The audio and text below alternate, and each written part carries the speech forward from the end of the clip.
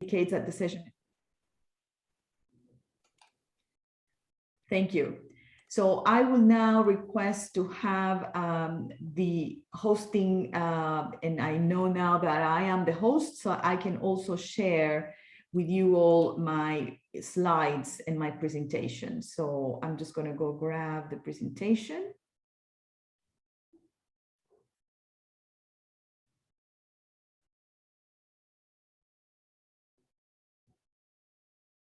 Oh, 1 second, sorry.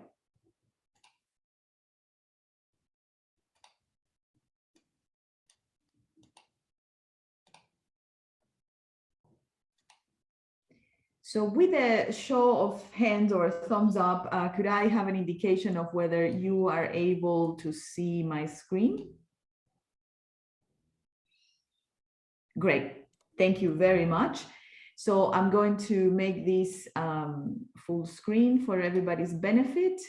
Great. Okay, so what we hope to do today is introduce to you our information or the progress on our investigations and consult with you on the principles that we are going to utilize to guide us in the next upcoming months of investigations within this precinct. So today's agenda, what we're doing today is, as we have gone already through the introductions, we are just going to briefly talk about the meeting protocols, the background information that we're about to present to you, and talk about a little bit about our city strategy, which is the overarching strategy that guides this process. And of course, we'll have the bulk of the presentation concentrated on the principles that will hopefully guide us in the next few months of these investigations. At the end, we will have a question and answer session. So please feel free to give us any input, ask any questions, or in fact, give us any comment you feel pertinent to these proceedings. All we ask is that we treat the comments or questions from the other members attending with respect, and that we allow each person to have at their time to actually ask or ask their questions or voice their opinions. At the same time, we would like you to please hold your questions towards the end, which is the question and answer session, and we will endeavor to answer all of your questions today. At this time, I wish to, or council wishes to acknowledge the Wongol clan of the Eora Nation, the traditional custodians of the area. We pay our respects to their elders past, present, and emerging. We acknowledge and respect their cultural heritage, beliefs, and ongoing relationship with the land. With this, I'm just going to then proceed to the part of this presentation that deals with the information and the background information to this project. So the process that we're undertaking right now is part of an amendment to the comprehensive LEP review. This is an overarching document that covers many parts of the Burwood local government area.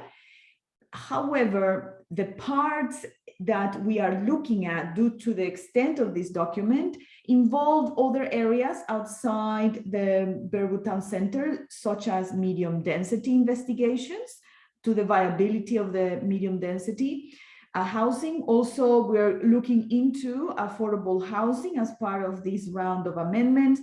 And we are actually looking at investigating Burwood North Precinct, which is also known as the Parramatta Road Corridor Urban Transformation Strategy. As this name is a bit long, we also refer to it by its acronym, or PR cuts, and some other individuals actually say it as per cuts.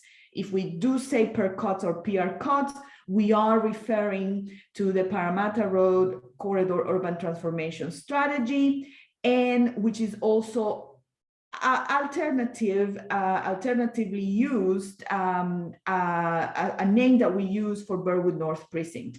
Now, why are we conducting a more focused investigation into Burwood North at this time? So the answer is that it is a large and complex precinct.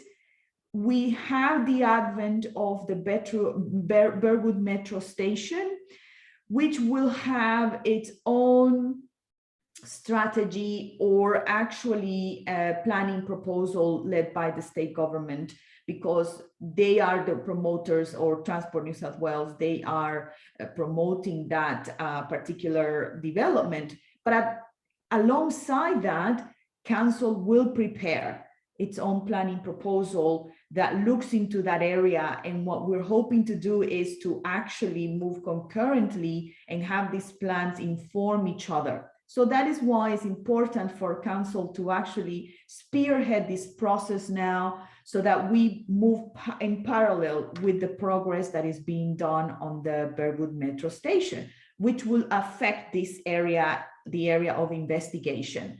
Now, the other reason why we also think it's important to reach out to the community now is because as of August of this year, we have now a ministerial direction, and that you might have heard is referred to as Ministerial Direction 9.1 or Part 7.3 of the Act. And what that does is it allows landowners in this area to put forward a individual planning proposal. So what council is attempting to do is put in place the infrastructure or the structure for us to be able to better assess those planning proposals as they come through. We hope to work in collaboration with all the owners in the area or the proponents in the area, so that we can evaluate the planning proposal as it comes, but at the same time, put enough information out there or have enough information investigated to better evaluate those planning proposals. Now, the other reason why we hope to be prepared and have initiated our own investigations into the area is that for many years now, we've been awaiting the outcome of a precinct-wide traffic study. This is now, as we understand it, reaching its final stages of completion. It's being peer reviewed so that we know that the findings in this study are credible and holistic. So we believe that this is very soon going to be available to councils for their review. And we remind everybody that this study affects also Canada Bay and Strathfield councils who are participants in these studies. But what we are attempting to do is a precinct-wide analysis so that we're better informed about potential impacts in the future. Now, apart from the imminent completion of the precinct-wide traffic study, there are many other steps that will follow this step.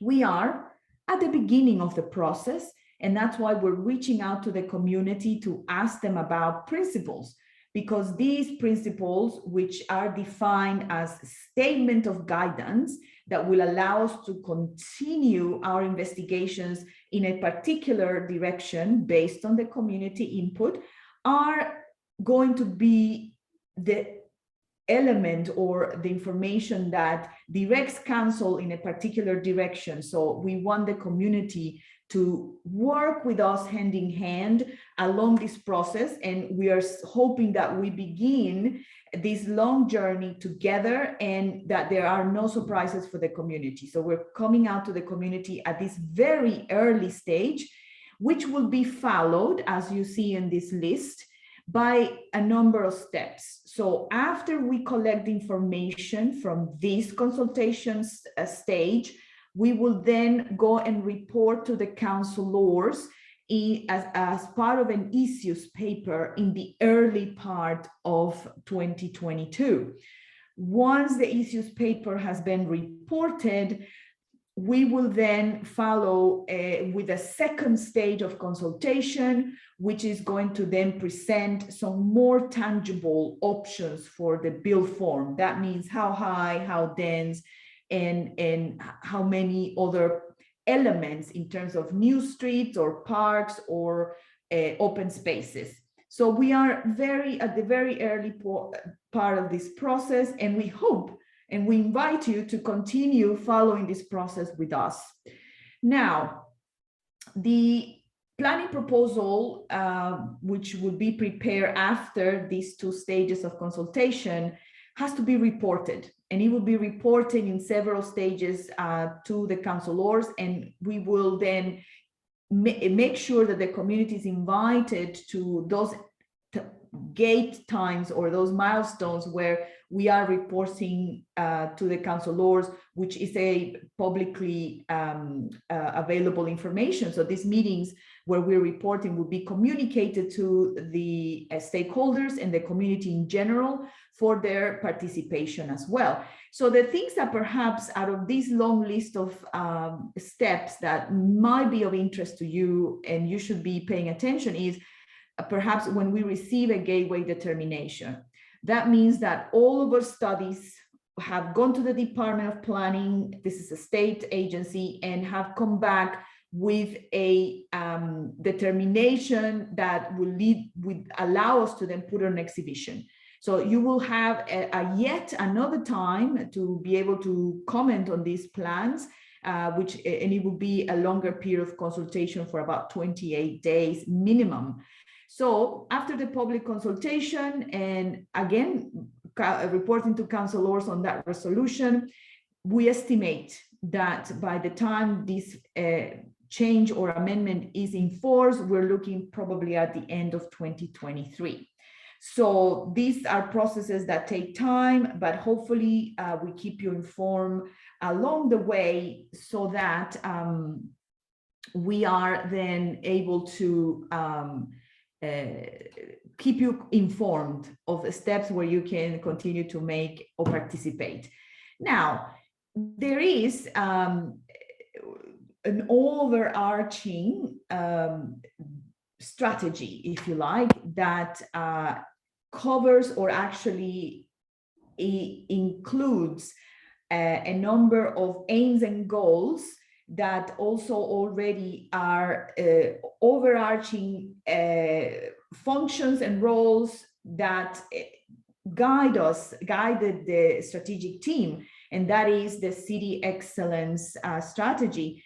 What that does is that this overarching strategy encompasses and actually attempts to capture and capitalize on the growth, the future growth of the town center. And they are high-level issues, but all of these issues would be very relevant for the Burwood North Precinct.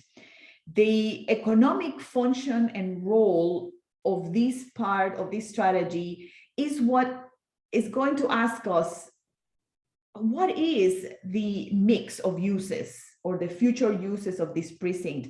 What will actually deliver the economic activity in this precinct, and what will be the role and the function of Burwood North Precinct?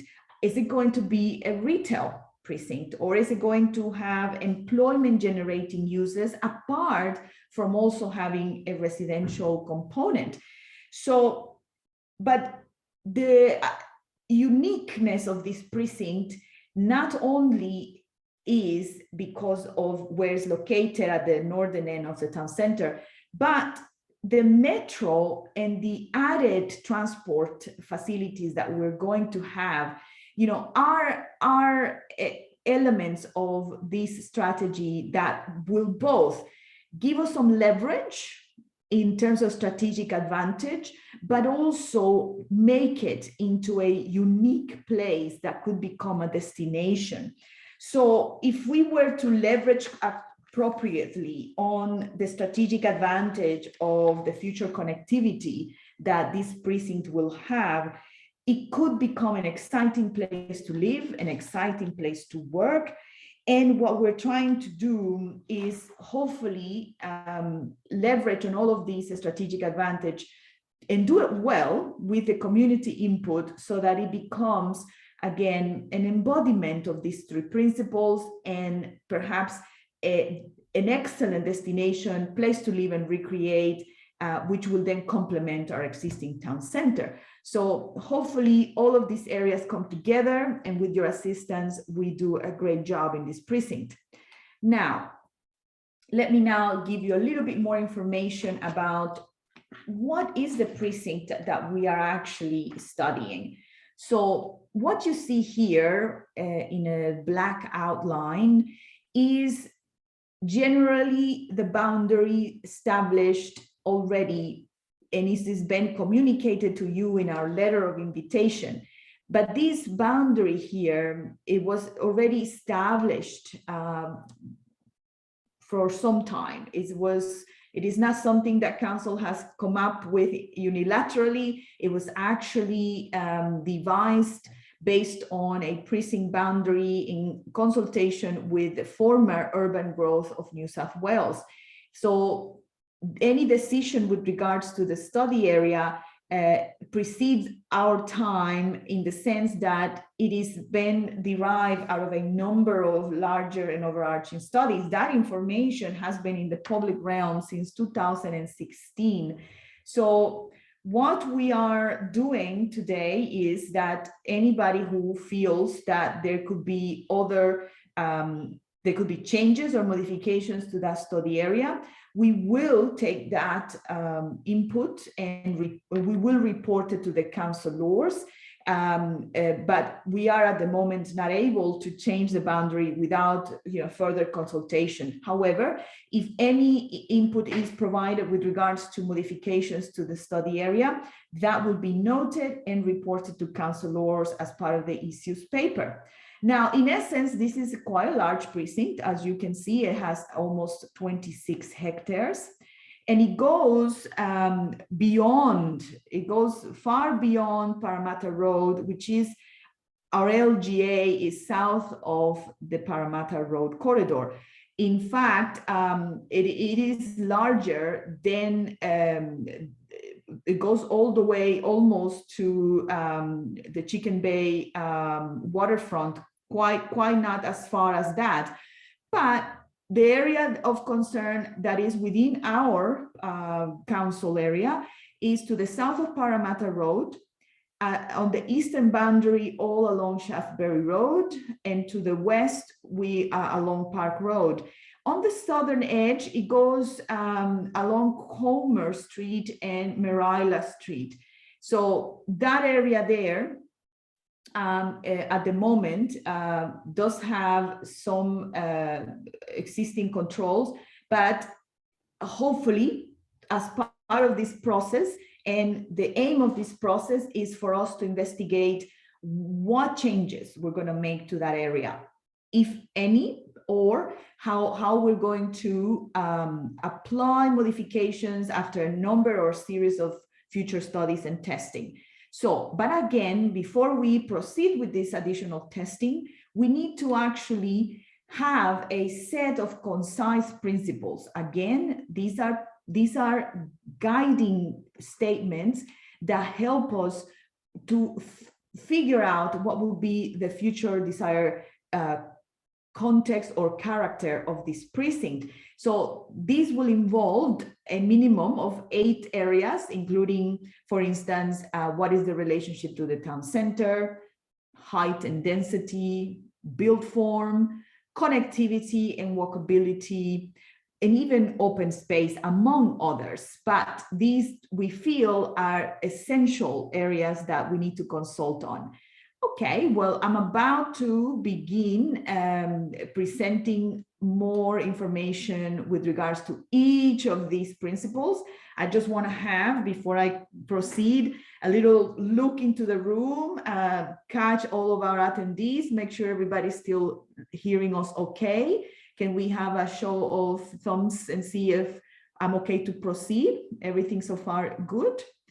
All right, thank you very much.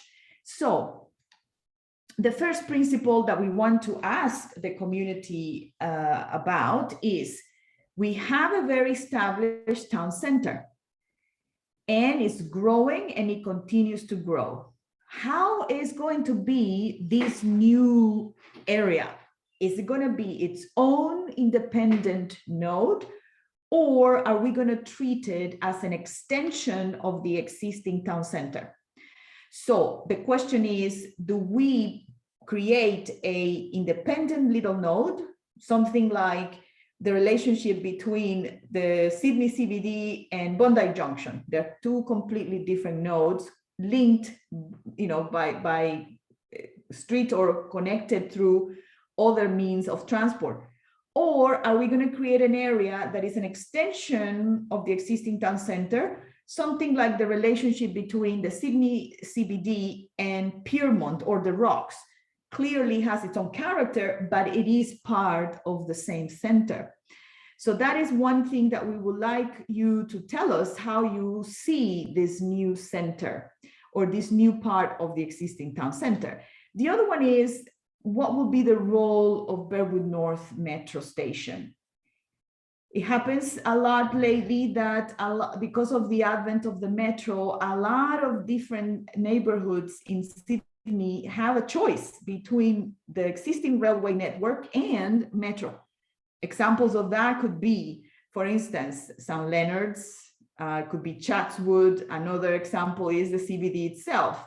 So the question for us that we would love to know is, when you see the future of your neighborhood or this area, do you think that you're going to prefer to use the metro, or you're still going to give your patronage to the railway line and occasionally use, for instance, the metro station? I personally have this question coming to me because I live in the lower North Shore area, and I already have a railway station nearby, but within a few blocks, I'm going to have metro. I think personally that I'm going to be giving my patronage to the metro station more often than the railway station, out of convenience.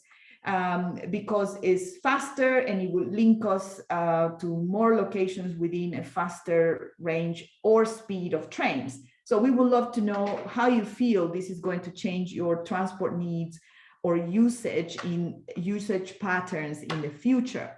Now, with regards to the height and density, these are topics that sometimes could be quite complex, but we're going to make it very simple for you to give us your opinion.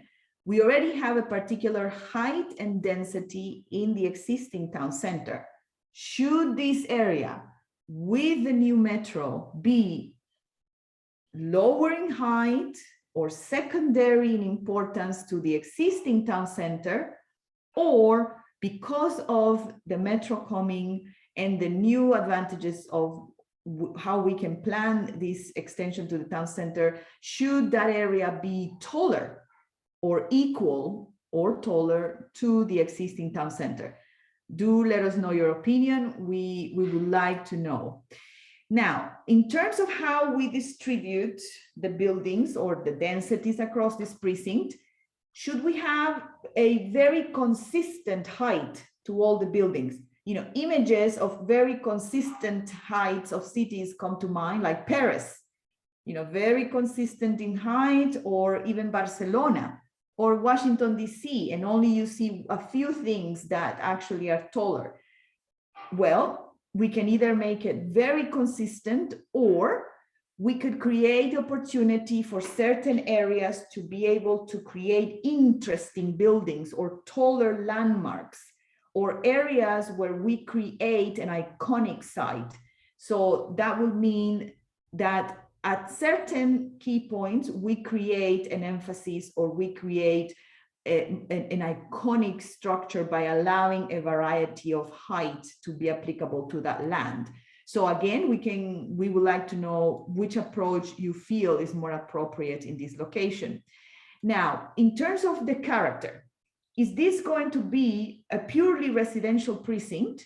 Means that the activity at night only occurs on particular main roads, primary or secondary roads like Burwood Road, for instance, and the rest of the precinct is actually quite residential in character? Or are we going to have a more active and mixed use type of precinct where we have all these uses spread across the entire precinct?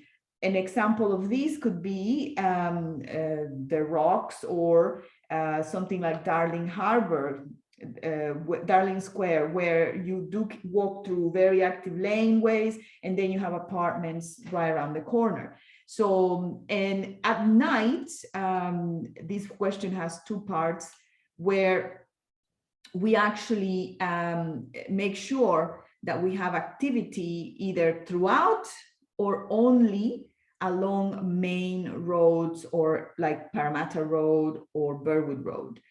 Now, I'm about to finish that presentation. I only have about a few more slides to cover, so I just want to make sure everybody's doing okay. Great, thank you. So the other thing that we would like to know is, in terms of providing housing diversity and affordability, should we give priority to key workers, families, or early professionals? So therefore, should we provide a range of dwelling sizes? Or should we think further and provide opportunities for assisted living for seniors, or people that want to age in place, or people with disabilities? Now, other models that could be interesting for the community are rent to own or live work arrangements. Or should we in general create controls to secure affordable housing in this area? Please let us know your opinion. Now, in terms of connectivity and walkability, we do have already a very strong grid of main streets and secondary streets. Should we keep that arrangement, or should we add an additional layer of intimate laneways to connect us and make it a very pedestrian-friendly environment? Either approach can be done very successfully, but we're interested to know how you see yourself, how you see this precinct in the future. Now, the last principle that I wish to discuss, which is very important for families and members of our community in general, is areas of open space.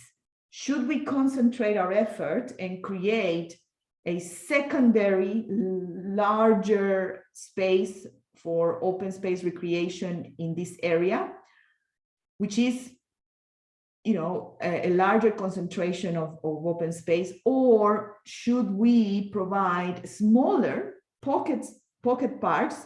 And the definition of pocket park is just a smaller park that is closer. You know, if we break that area into areas that are closer, they are in closer distance to every corner of this precinct, then perhaps everybody has access to a little pocket park, a smaller pocket park within a shorter walking distance. So which approach would you favor as part of the future of this precinct?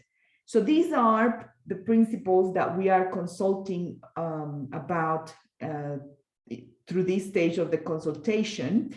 And we invite you to offer us your opinions or questions. Every question is valid. But if you also want to actually record your opinion, the same slides or the same information is available online as part of Participate Burwood. You just go in there and you'll find your way to the same information, and you can actually give us your responses. So we invite you to truly participate and give us your opinion.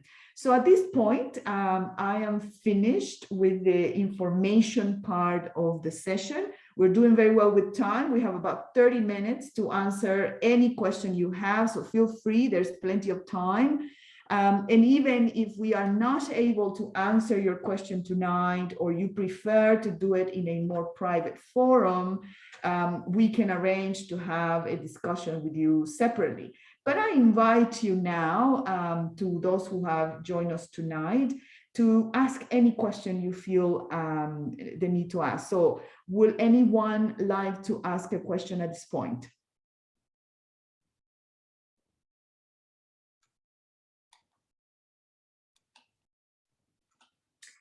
if you do, just make sure to unmute yourself so that we can hear.